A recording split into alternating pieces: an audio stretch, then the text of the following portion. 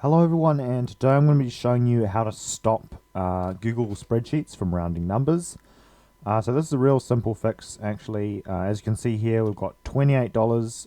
I put 27.70 in, but it has rounded to 28, and that can be frustrating. As you can see, if we double click on it, it will still show the same value, but for some reason it's annoyingly rounding. So to stop this, just click on the box that is rounding, or highlight the amount of boxes that are rounding. I'm just going to click this one box here. And you'll see these two little buttons up here. One of them is decrease decimal places and one of them is increase decimal places. And to show all the digits without it rounding them, you just hit the increase decimal numbers to as many as you want.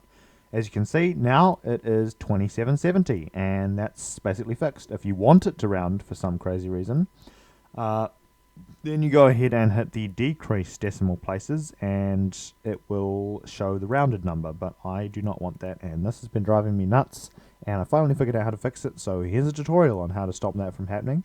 Thanks for watching and have a nice day. Goodbye.